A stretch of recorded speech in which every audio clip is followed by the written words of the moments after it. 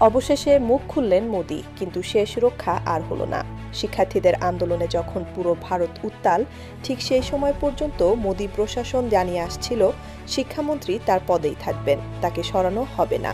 এই ঘোষণার পর ভারতের শিক্ষার্থীরা আরও ক্ষেপে গিয়েছিল।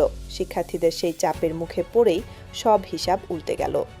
পদত্যাগপত্র পাঠিয়ে কেন্দ্রীয় শিক্ষামন্ত্রী ধর্মেন্দ্র প্রধান তার এক্স অ্যাকাউন্টে প্রকাশ করেন। ঘটনার সূত্রপাত হয় প্রধান বিচারপতির শিক্ষার্থীদের উদ্দেশ্যে কটূক্তি করার অভিযোগের মাধ্যমে।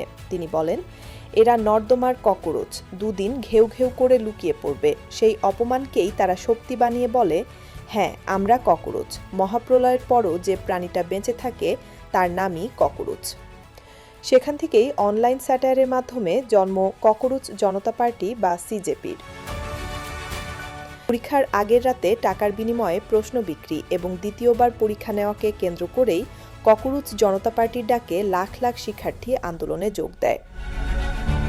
কিন্তু মোদি প্রশাসন কোনোভাবেই শিক্ষামন্ত্রীর পদত্যাগে রাজি ছিল না। তার পিছনে বিশেষজ্ঞরা বেশ কয়েকটি কারণও তারা উল্লেখ করেছে। তার মধ্যে প্রথম কারণটি ছিল, যদি এখন শিক্ষামন্ত্রী পদত্যাগ করেন তাহলে সরকার স্বীকার করে নেবে যে হ্যাঁ, প্রশ্ন ফাঁস হয়েছে এবং এটা সরকারের ব্যর্থতা। মোদি সরকার এটা কখনোই স্বীকার করতে চায় না। তাছাড়া মোদির 12 বছরের শাসনে তিনি কখনোই আন্দোলনের চাপে কোনো মন্ত্রীকে সরাননি।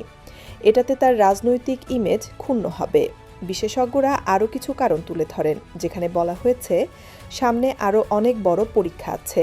এখন যদি মন্ত্রীকে সরানো হয় তাহলে পুরো শিক্ষা ব্যবস্থা ভেঙে পড়বে। কিন্তু প্রিয় দর্শক, যাদেরকে ককরোচ বলে গালি দেওয়া হয়েছিল সেই ককরোচদের কাছেই শেষ পর্যন্ত মাথা নত করতে হলো মোদি সরকারকে। মোদি কি নিজের ক্ষমতা টিকিয়ে রাখতে শিক্ষামন্ত্রীর এই পদত্যাগের মাধ্যমে পরিস্থিতি সামাল দেওয়ার চেষ্টা করেছে? এ ব্যাপারে আপনাদের অত্যন্ত মূল্যবান মতামতটি কমেন্টে জানাবেন। দেশ বিদেশের সকল ব্রেকিং নিউজ সবার আগে পেতে চ্যানেলটি সাবস্ক্রাইব করে আমাদের সাথেই থাকুন। আল্লাহ হাফেজ।